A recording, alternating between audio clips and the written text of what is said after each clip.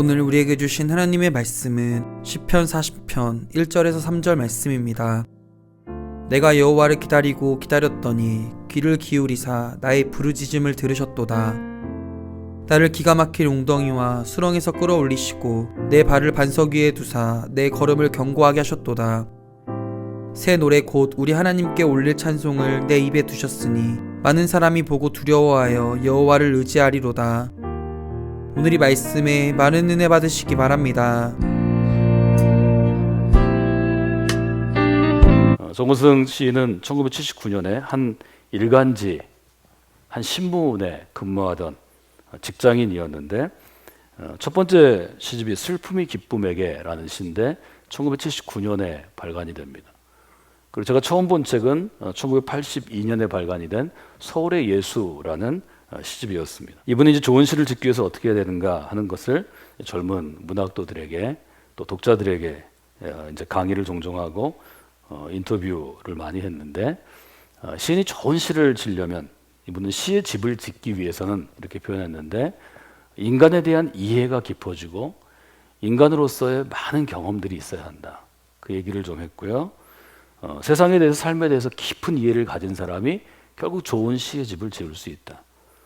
말하자면 나무로 우리가 인생을 비유한다면 아주 오랜 세월 동안 온갖 고통, 온갖 비바람이나 가뭄 또 이런 시련을 견디어내온 나무가 시인 자신이 그런 오랜 세월을 견디어낸 나무가 될 때 그런 나무 같은 삶이 있을 때 한 줄의 시라도 다른 사람의 마음에 울림을 주는 그런 시를 쓸 수 있다. 그렇게 한 다음에 이렇게 결론을 냈는데 제가 아주 오래 기억하는 아주 짧은 글귀가 되었습니다. 이분은 그렇게 씁니다. 견딤이 쓰임을 결정한다. 말하자면 오랜 인생의 나무로서 고통이나 어려움이나 힘들고 고통스러웠던 그것들을 잘 견뎌내는 것이 시인으로 쓰임을 결정한다는 거죠. 저는 견딤이 쓰임을 결정한다. 이분이 쓴 언어지만 성경이 우리에게 주는 교훈을 잘 요약할 수 있다고 봅니다. 환난이 쓰임을 결정합니다. 그 환난을 견디어내는 것이 쓰임을 결정합니다. 또 그 환난을 우리가 견디어내는 것을 기다림으로 바꾼다면 예수 그리스도를 기다리는, 말하자면 온 세상의 구원을 강력하게 기다리는 나의 기다림의 시간이 나의 인생의 쓰임을 결정한다고 볼 수 있습니다. 우리가 창세기에서는 요셉을 창세기에서 많이 얘기합니다. 요셉은 쓰임받은 어떤 한 국가의 총리로서의 성공담을 이야기하지 않죠.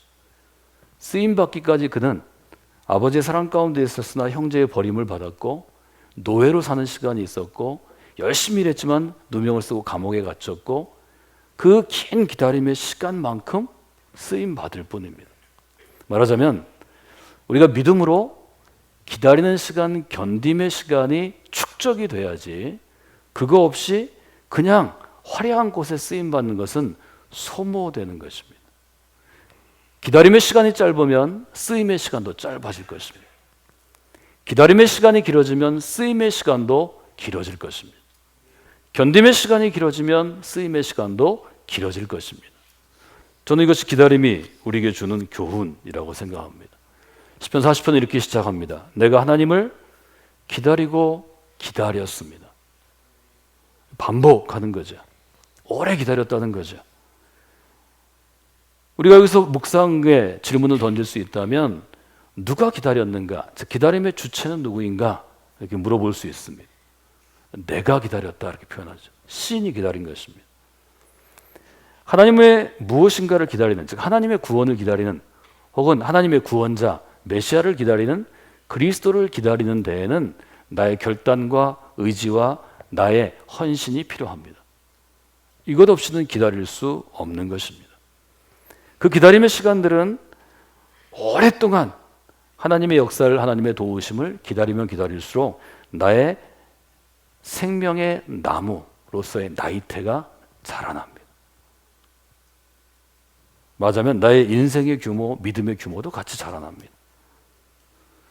오랜 시간 하나님의 약속을 믿고 기다리는 것이 나의 믿음이 성숙된 증거입니다.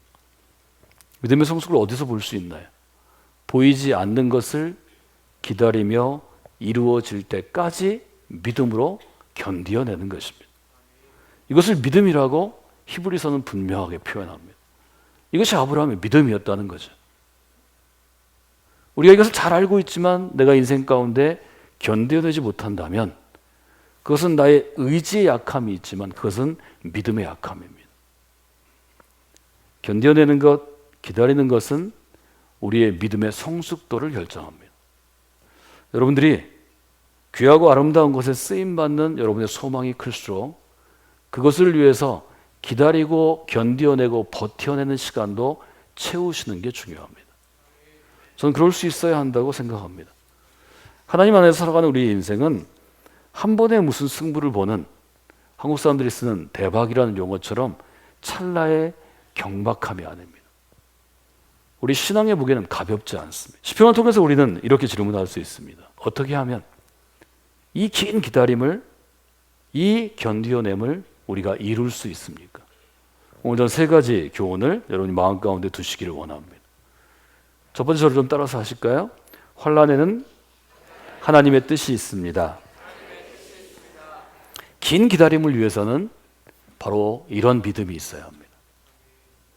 내가 경험하는 모든 환난에는 하나님의 뜻이 있습니다.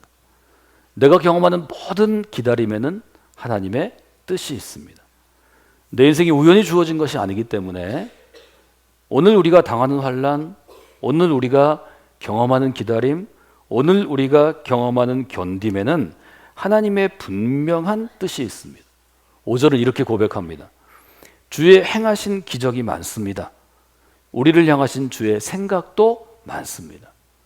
여기 주의 생각이 어떤 단어로 현대어로 번역될 수 있냐면 하면 하나님의 뜻이 많이 세워져 있습니다. 혹은 하나님의 계획이 많이 세워져 있습니다. 하나님은 내 인생을 위해서 하나님의 뜻을 이미 세우셨다는 거죠. 하나님이 내 인생을 위해서 이미 하나님의 계획을 세우셨다는 거죠. 여기에 대해서 아주 분명하게 고백하는 것을 보게 됩니다. 말하자면 우리 모든 인생에는 하나님의 뜻이 있습니다. 그렇기 때문에 우리가 경험하는 어떤 기다림에도 하나님의 뜻과 하나님의 계획이 있습니다. 우리가 견디어내는 어떤 견딤에도 하나님의 뜻과 계획이 있다는 거죠. 내가 살아가는 인생에 뜻이 있다고 믿는 것이 마땅히 우리가 해야 될 일입니다. 지금은 우리가 그렇게 생각하지 않죠. 내가 내 의지와 헌신으로 신앙생활을 하는 것 같지만 10년 지난 후에 지금의 시점을 돌아다 보면 20년 지난 후에 지금의 시점을 돌아다 보면 우리는 믿음에 대해서 하나님이 나를 부르셨습니다. 하나님이 나를 선택하셨습니다. 하나님이 20년간 나로 견디게 도와주셨습니다. 이렇게 고백하는 것입니다. 신앙은 오늘의 시점과 10년 후의 시점이 다를 수밖에 없습니다. 여러분이 견딤이 쓰임이 되도록, 기다림이 쓰임이 되도록 여러분의 인생을 하나님께 드리기를 혹은 하나님께 쓰임 받기를 원한다면 분명한 믿음이 있어야 합니다. 하나님이 환난에는 하나님의 뜻이 있습니다.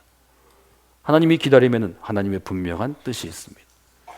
두 번째는 어떻게 해야 될까요? 우리가 하나님의 뜻이 있다고 고백한 다음에 해야 될 일은 무엇인가 하면 하나님을 의지하며 기다리는 것입니다. 하나님을 의지하며 기다려야 한다는 것은 뭘 의미하나요? 4절에 이렇게 되어 있습니다. 여호와를 의지하고 교만한 자와 거짓에 치우치는 자를 돌아보지 아니하는 사람에게 복이 있습니다. 아주 철저하게 다시 고백하는 거죠. 하나님을 의지하는 사람에게 복이 있습니다. 여러분, 누구에게나 환난이나 고통이나 어려움을 견디는 것은 힘든 일입니다. 견딘다는 건 힘들지만 견디어내면 하나님의 쓰임이 있습니다. 인생이 구부러지고 뒤틀어지면 우리는 자포자기합니다. 나 같은 인간이 어디에 쓰일 수 있을까? 나 같은 사람이 어디에 쓰일 수 있을까? 이런 생각이 들면 사람은 인생을 포기하게 되어 있습니다. 성경은 얘기합니다. 어떤 사람도 쓰일 곳이 있다고 우리에게 도전합니다. 그것이 은혜입니다. 그 하나님의 도전 때문에, 그 주님의 사랑 때문에 우리가 지금 이 자리에 있는 것입니다. 여러분의 어떤 모습의 인생도 하나님은 귀한 하나님 나라에 반드시 사용하실 것입니다. 여러분이 쓰임받는 분들이 되시기를 원합니다. 세 번째는 어떻게 해야 될까요? 하나님을 의지하며 그냥 있는 게 아닙니다. 하나님을 의지하는 사람은 반드시 하나님께 부르짖으며 기도합니다. 이 기다림의 완성은 여러분이 하나님을 의지하며 부르짖는 가운데 있습니다. 1절은 이렇게 얘기하죠. 내가 여호와를 기다리고 기다렸습니다. 그랬더니 귀를 기울이셔서 나의 부르짖음을 들어주셨습니다. 여러분이 부르짖으면 하나님께서는 귀를 기울이시고 여러분의 부르짖음을 들어주시는 것입니다. 여러분들이 여러분의 부르짖는 기도와 간구의 생활들을 다시 점검하시면 좋겠습니다. 이 시는 우리나라 전통 가구 중에 전주장을 인용해서 이렇게 우리의 견딤에 대해서 이야기하는데 저는 아주 의미가 있다고 생각합니다. 전통 가구 중에 전주장은 일종의 목공예죠. 가구를 만드는 거죠. 여기에 쓰이는 재료가 용목이라고 합니다. 용의 무늬가 있는 나무라는 거죠. 그럼 우리가 생각하면 용의 무늬가 있는 나무가 따로 있다고 생각할 수 있는데 참나무, 대나무, 우리가 나무의 종류를 나누듯이 실제로 용목은 어떻게 만들어지는가 하면 오랜 세월 쓰임받기를 기다리면서 견디다가 병이 들어서 옹이가 지고 뒤틀린 나무가 가구로 가공되면 용무늬가 나타난다고 합니다. 그러니까 이 전주장을 만드는 이 목수들에게는, 목공의 목수들에게는 용무늬가 있는 나무, 용목이 구하기도 어렵고 또 찾기도 어려워서 부르는 게 값이라고 합니다. 더 많은 고통을 견뎌낼수록 용의 무늬가 선명해진다는 거죠. 하나님께서 우리를 고든 나무로만 쓰시는 거 아닙니다. 우리가 흔히 도전할 때 기둥이 될 나무는 곧고 위로 자라나야 되니까 그렇게 자라라 그러는데 인생을 살다 보면 그렇게 자라는 나무를 저는 본 적은 없습니다. 10년은 그렇게 자랄 수 있겠죠. 100년을, 200년을, 300년을 그렇게 자랄 수는 없습니다. 여러분의 인생의 나이택 가운데, 인생의 나무 무늬 가운데 어떤 무늬들이 새겨질 것입니다. 그 무늬들은 기다림을 어떻게 여러분들이 이겨냈는가 하는 것으로 새겨집니다. 그 무늬가 누구는 화려할 수도 있고 누구는 밋밋할 수도 있지만 하나님께서는 그 새겨진 그 무늬를 가장 적합한 곳에 사용하실 것입니다. 우리는 그런 의미에서 모두가 쓰임받는 사람들입니다. 인간으로 우리가 볼 때, 내가 볼 때, 내 기준으로 볼 때 뭐 좋고 나쁜 자리가 있거나 중요하고 덜 중요한 자리가 있다고 생각하지만 하나의 집으로 보면 모든 부분이 다 소중합니다. 그래서 바울은 교회를 설명할 때 집을 짓는 것, 기둥을 세우고 주춧돌을 놓고 기초가 이어지고 벽돌과 벽돌이 세워지고 벽이 세워지고 거기에 들보를 얹고 석가를 얹고 지붕을 얹는, 집을 지어가는 과정을 우리한테 얘기하는 거죠. 여러분들이 귀하고 복된 그런 집의 재료들로 살아가시기를 원합니다. 여러분의 기다림, 여러분의 견딤이 하나님의 쓰임을 가져오는 귀한 재료들이라 생각합니다.